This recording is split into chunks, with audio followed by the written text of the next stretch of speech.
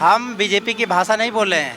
करण थापर जैसा पत्रकार अगर उनका इंटरव्यू ले तो मुझे नहीं लगता है कि मोदी कभी उनको इंटरव्यू दे सकते हैं। अब मोदी जी कैसे अपने को डिफेंड करते हैं, मनुवादी विचारधारा या ब्राह्मणवादी विचारधारा है। जब तक मनुवादी विचारधारा नहीं जानेंगे तब तक नहीं समझ सकते। तमाम काम जो कागजों पे उन्होंने किया है वो तो गिनाएंगे ही है। मोदी जी तो प्रॉम्प्टर पे पढ़ने वाले लीडर हैं।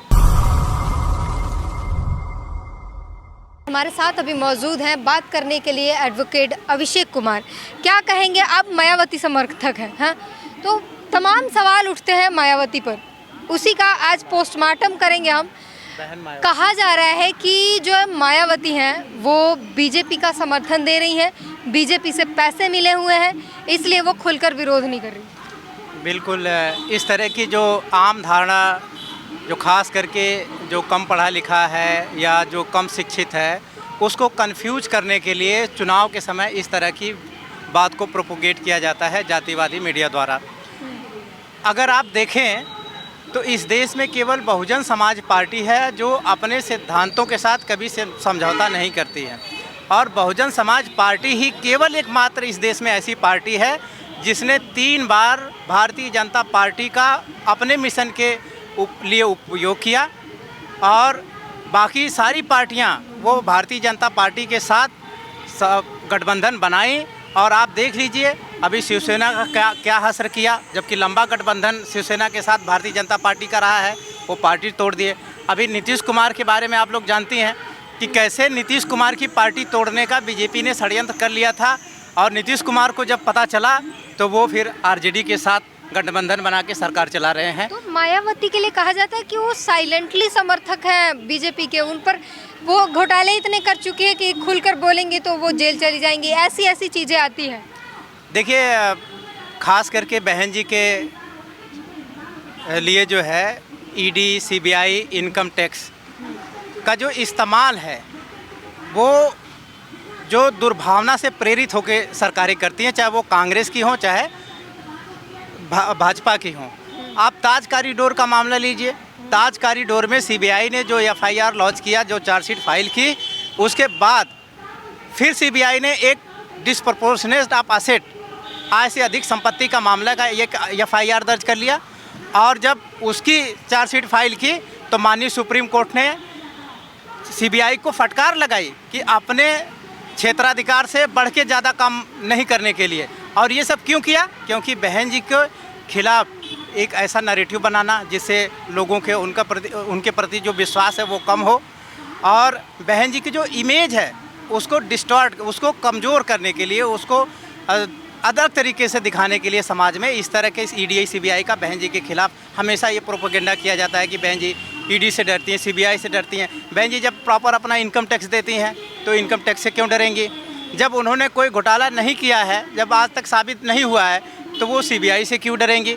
तो लेकिन ये भाई आरोप लगाना है वो कोई भी लगा दे। ये जो लोग आरोप लगाते हैं, मैं उनसे एक बात पूछता हूँ, वो केवल कितना एफआईआर सीबीआई ने, ईडी ने बहन जी के खिलाफ फाइल किया है, कितने में चार्जशीट हुई है, कितने में बहन जी के ऊपर क्या एलिगेशन है? कोई एक आदमी से आप पूछेंगे वो नहीं बता पाएगा। जैसे ही आप सही सवाल पूछेंगे वो नहीं बता पाएगा। लेकिन ये किसी का कोई मुंह पकड़ा तो है नहीं, वो तुरंत बोल देते हैं कि बहन जी ईडी से डरती हैं। अरे भाई, किस बात के लिए डरती हैं?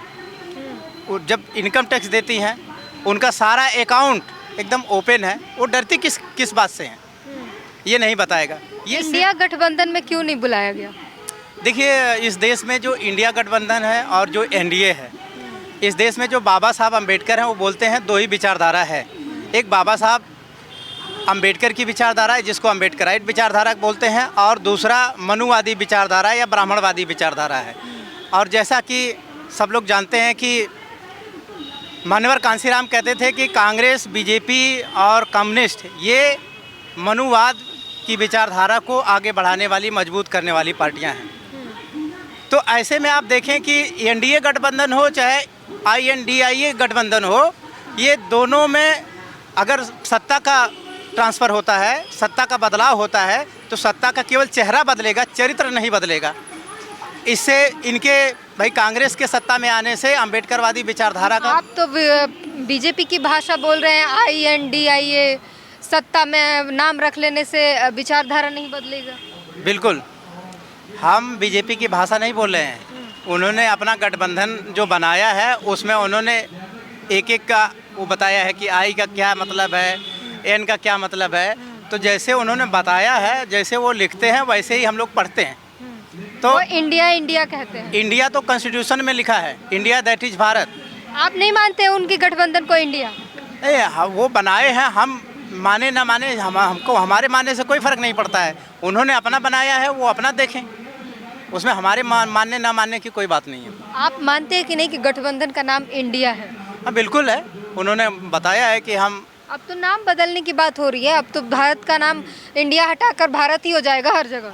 वही हम कह रहे हैं ना कि ये चाहे कांग्रेस हो, चाहे भारतीय जनता पार्टी के नेतृत्व में एनडीए हो, ये दोनों लोगों ने देश के लिए क्या किया है?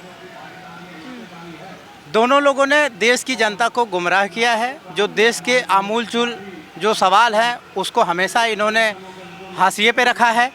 जो अब जैसे अब 200 रुपये इन्होंने सिलेंडर पे कम किया, अब ये कह रहे हैं कि हमारे दबाव में कम किया।